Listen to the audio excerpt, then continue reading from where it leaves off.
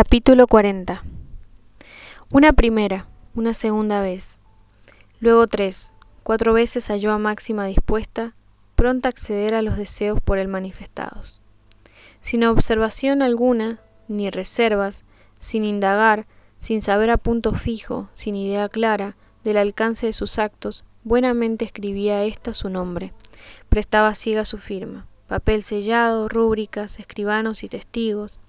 Nada comprendía ello de todo eso, ni hacían por comprender, ni le interesaba tampoco. ¿Qué podía importarle un puñado de dinero a trueque de que se la dejara en paz, de que la librase de su presencia Genaro? Sí, que para nada se ocupase, que nunca llegase a acordarse de él, como si ni existiese en el mundo tal mujer, vivir tranquila, retirada, y sola era lo único que pedía, lo que sí entendía que fuese así, lo que sí exigía de su marido, con tal de tener a su hijo allí a su lado, de que el cielo se lo conservase, en presencia sin embargo de crecientes exigencias por parte del primero, de nuevas demandas de dinero, reiteradas sin cesar, habiéndole anunciado su marido un día que algo le llevaría más tarde a objeto de ser firmado por ella.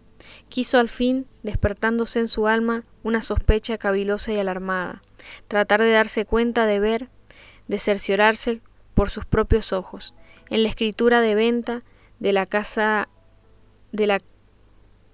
calle San Martín. ¿Cómo pretendes? ¿Vas a venderla? Sí, mi hijita, ofrecen por ella un precio loco, y he creído no deber vacilar. Pero vender eso tan luego, la casa paterna, nuestra, de la familia, donde tantos años hemos vivido con papá y mamá, son sonceras, hijas, preocupaciones. ¿Qué más tiene esa que otra cualquiera? Paredes viejas, ladrillos al fin. La cuestión, lo que debe interesarnos es el precio, saber si conviene, lo que se puede sacar, y se trata, te lo repito, de un espléndido negocio. Todo lo que tú quieras, Genaro, no lo dudo, así será. Pero francamente te declaro que me contrariaría sobremanera, que mucho me disgustaría ver en poder de extraños la casa donde nací yo, y a la que tanto cariño tenía mi padre. Debo prevenirte que no es una venta definitiva, que he puesto una condición, que hay una cláusula que establece lo que llaman pacto retroventa. Un artículo del contrato nos da la acción de quedarnos de nuevo con la finca dentro de cierto tiempo y por el mismo precio. ¿Ves que nada se pierde y que estaríamos siempre en tiempo de recuperarla si quisieras? ¿A qué venderla entonces? ¿No es tan bueno el precio, tan espléndido el negocio, como dices, que tú reservas tú mismo la facultad de deshacerlo? Es que nunca pude contar sobre el seguro, de una manera absoluta, tú comprendes, y por precaución, nada más, por un exceso de prudencia, he juzgado conveniente dejar esa puerta abierta. Pero en fin, si te fastidia, si tanto te desagrada te causa, doblemos la foja y que no se hable más.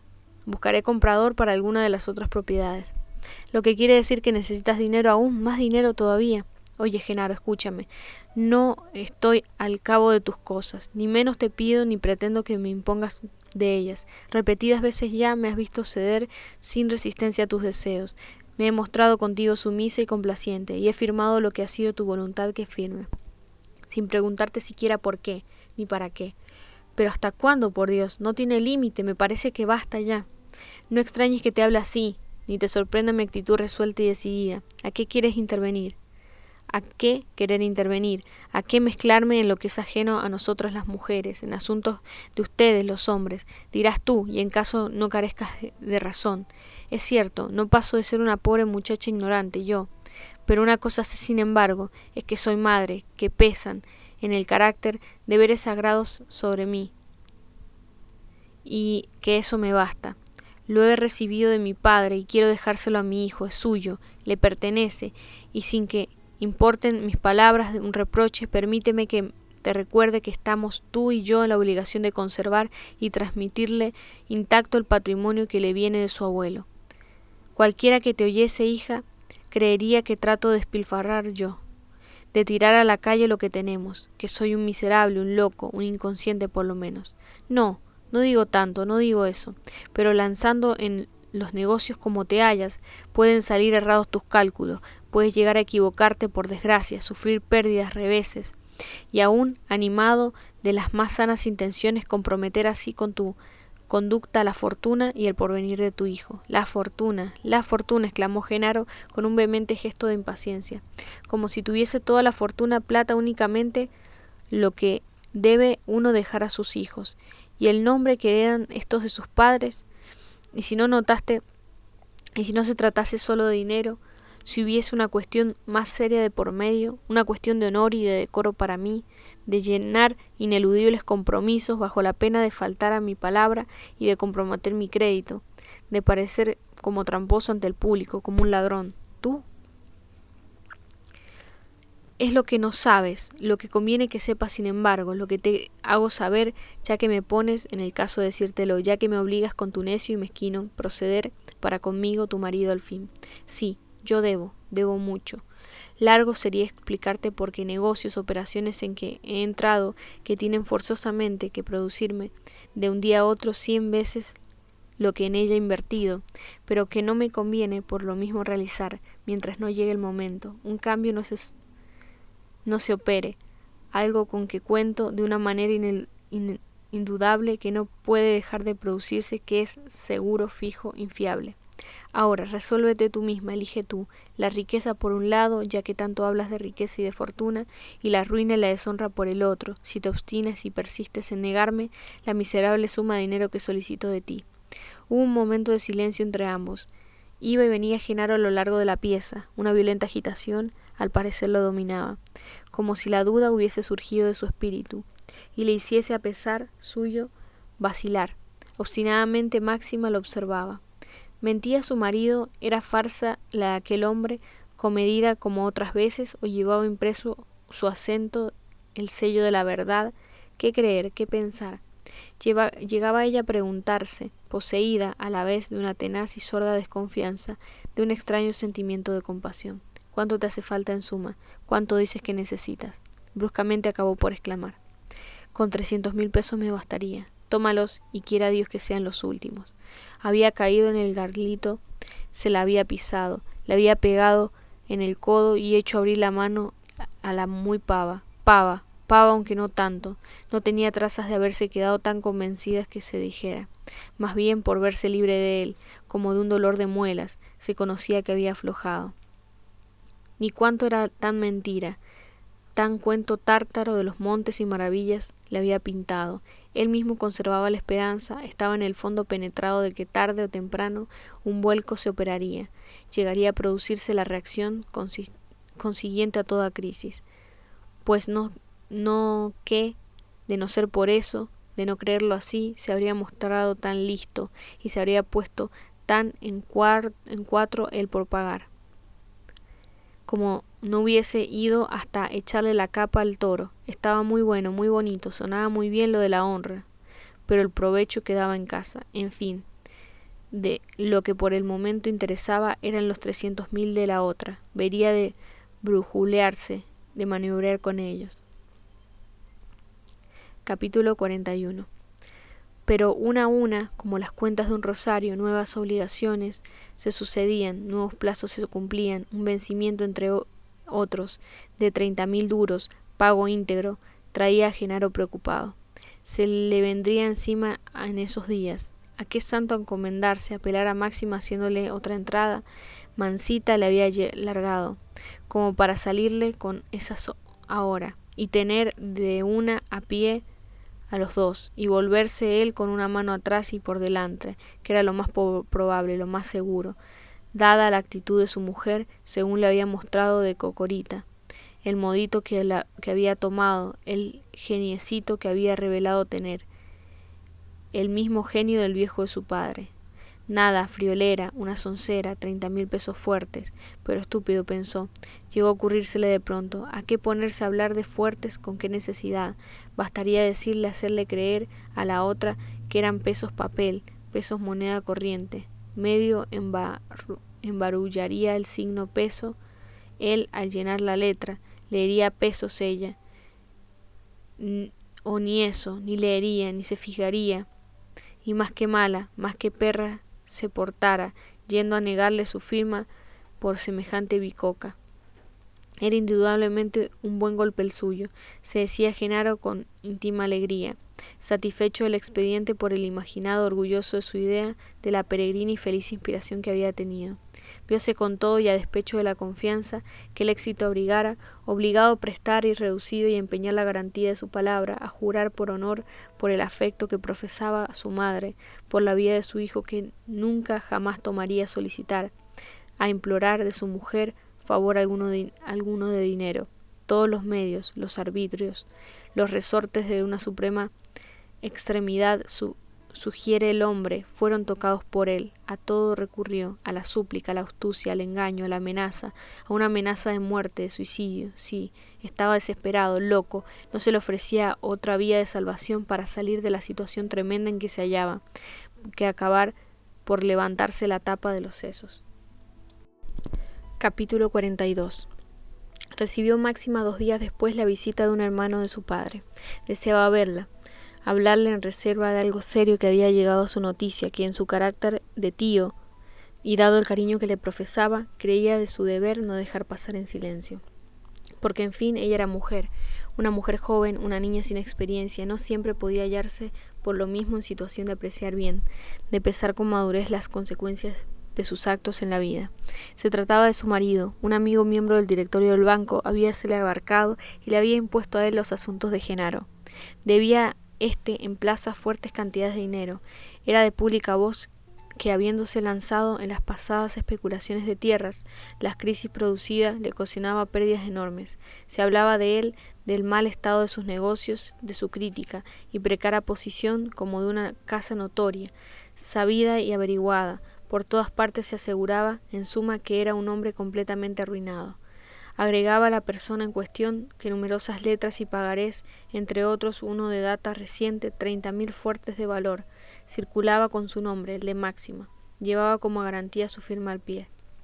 Se explicaba, se comprendía que, obedeciendo a impulsos del corazón, animada por noble sentimiento, acudiese al auxilio del marido, le brindase los medios de ponerse a salvo, de conservar, ya que no ilesa su fortuna, su reputación, su nombre por lo menos. Pero ¿a dónde iba ella? Por otra parte, comprometiendo así lo suyo, entregando ciegamente a manos llenas la herencia de su padre, lo que debía pertenecer un día a sus hijos, ¿hasta qué punto podía Genaro reputarse autorizado a reclamar de ella tan costoso sacrificio? Las propias necesidades de sus apremios, las exigencias de la situación, porque pasaba, qué término tendrían, qué límite reconocían, ni él mismo habría sabido acaso decirlo. Debía pensar Máxima, reflexionar seriamente, hacerse cargo de que se trataba no sólo de su presente bienestar, sino que comprometía también con su conducta imprudente el porvenir y la suerte de su hijo.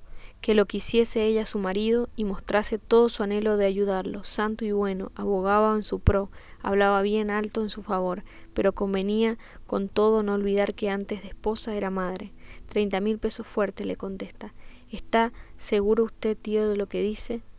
¿Y cómo no quieres que lo esté? Sé, por lo menos recuerdo perfectamente que el hecho me ha sido referido por quien se encuentra en situación de conocerlo, no tiene interés en faltar a la verdad.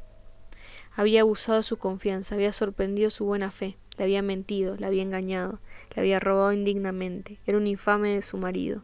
Ella era la mujer de un falsario y de un ladrón. Capítulo 43. Como ve al animal desbocado que corre a estrellarse contra el muro, va y se estrella, así, y no obstante sus solemnes juramentos, acudió Genaro a su mujer en demanda de nuevas sumas de dinero. Pero dime, que no tienes ni pizca ni un poquito de vergüenza tú, ni gota de sangre en las venas, y te atreves, después de lo que has hecho, venir a verme todavía, a pedirme. ¿Qué sucede? ¿Qué pasa, hija? Di, a asunto que sales de mí con eso. ¿De qué? De modo que de tus embrollas, de tus enredos, y tus ruines trapisondas, de tu última hazaña, y sobre todo de tu conducta pérfida que conmigo has observado, de la iniquidad que has cometido arrancándome lo que, como un estafador vulgar, como un bribón, me has arrancado.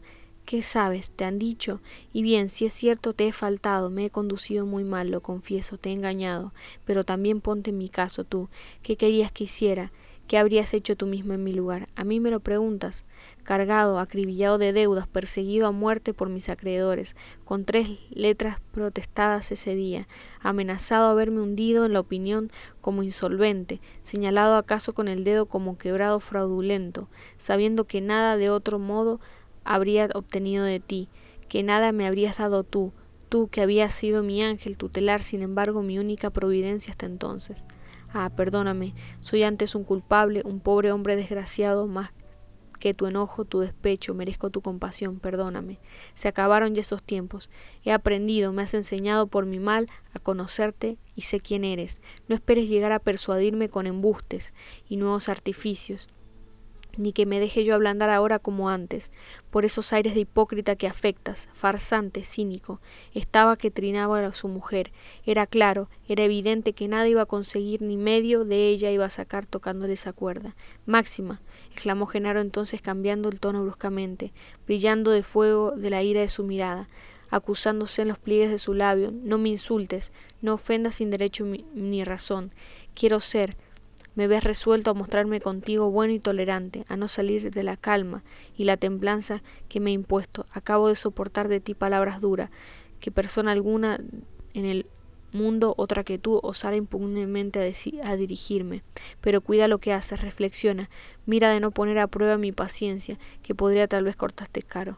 Con esas me vienes, con amenazas ahora, pierdes, te lo prevengo, lastimosamente tu tiempo. Repuso ella provocante, inventa algo mejor, y clavando en su marido la mirada, una mirada encarnada de profunda hostilidad, ¿qué más? Dime, ¿qué desgracia mayor puede llegar a sucederme a mí que la ignominia de tener un marido como tú, el remordimiento de haber sido la causa de mi muerte? A la vez que echaba mano a la cintura y con trágico ademán empuñaba un pequeño revólver de bolsillo, como si fuera de sí, vociferó Genaro. Matarte tú no eres capaz, los cobardes no se matan. Con la expresión de quien se siente vacilar y no acierta a la duda de resolverse, permaneció inmóvil él de pie un instante. ¿Qué diría? ¿Qué haría? ¿Qué le daba a hacer o qué decir? ¿Por dónde era mejor que reventarse? Y sin articular palabra, sin fin, atropelladamente salió. Había alcanzado a pisar el umbral de la puerta de la calle. Detúvose de pronto. ¿Llevaba puesto su sombrero? Sí, lo tenía. Dirigió hacia adentro la vista y esperó. Trató de oír. Nada. Un completo silencio en la casa. Ningún ruido se percibía. Ninguna voz. Nadie lo llamaba.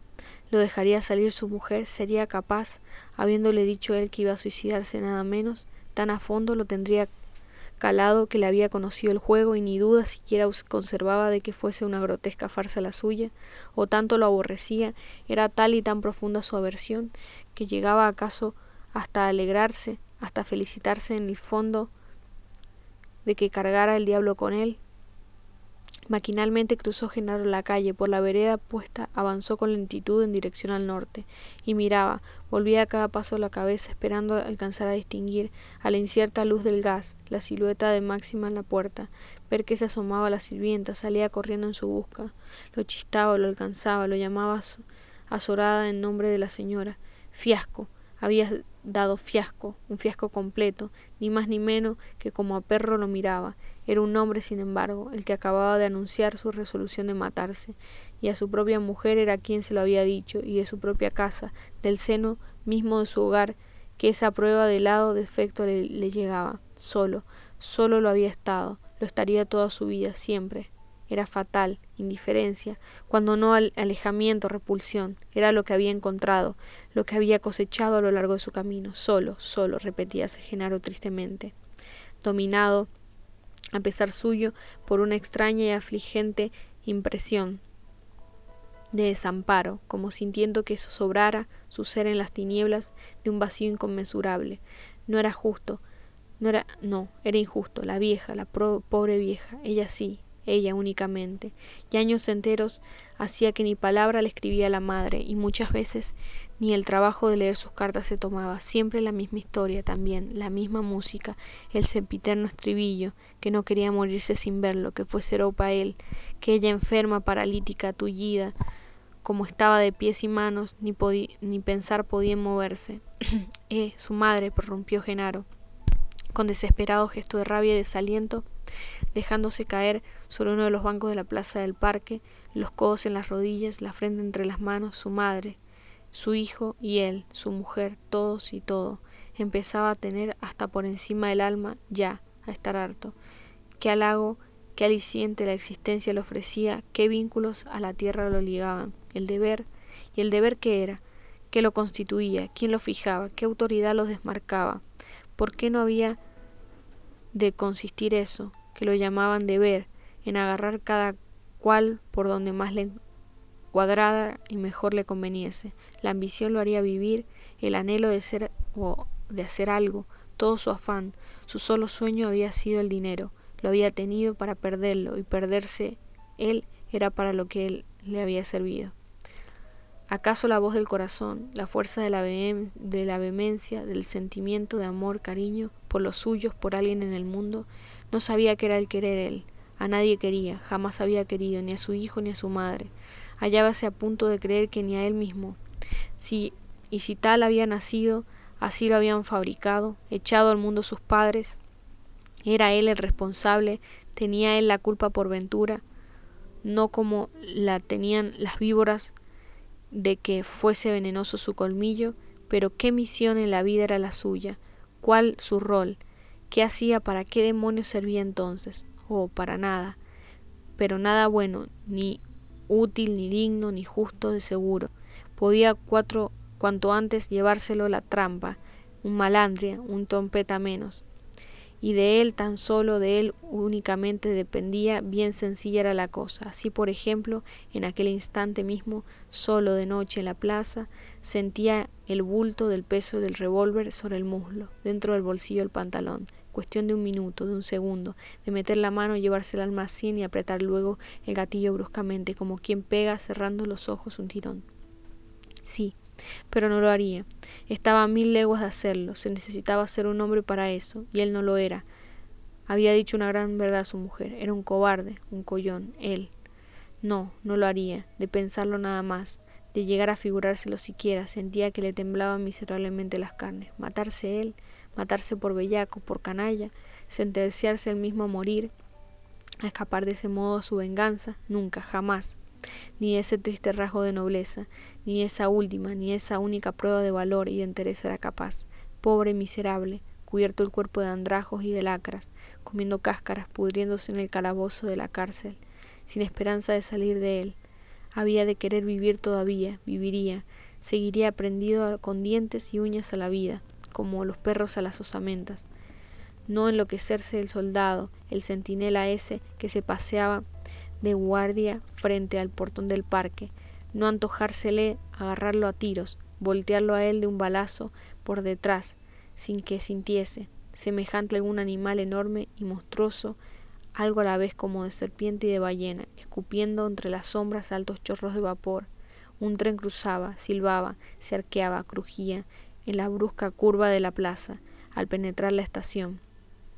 ¿Qué hora era ya? Sacó Genaro el reloj, las 2:30 de la noche, y tendría alma de presentarse, de volver muy suelto de cuerpo a su casa. En puntas de pie iba a meterse, corrido, abochornado, con el rabo entre las piernas como un pichicho.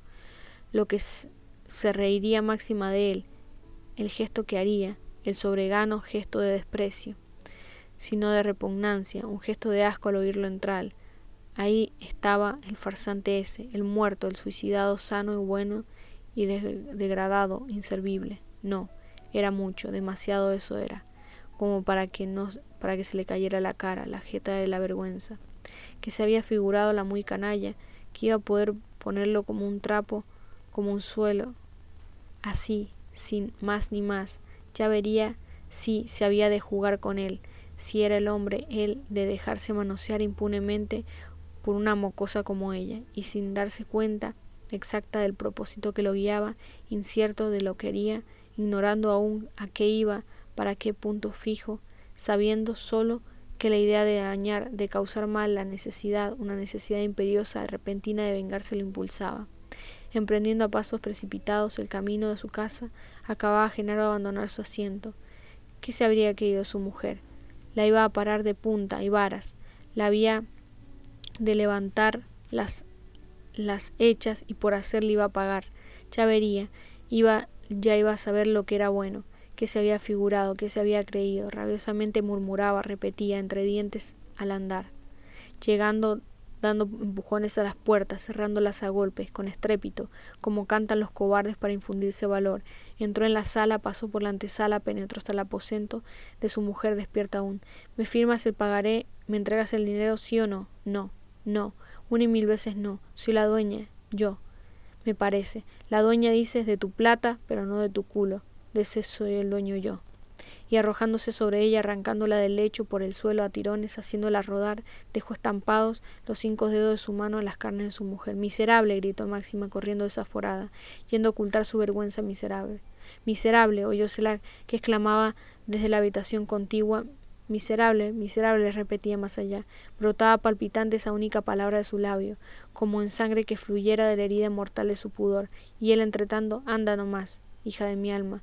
No son azotes, gruñó. Te he de matar un día de esos, si te descuidas.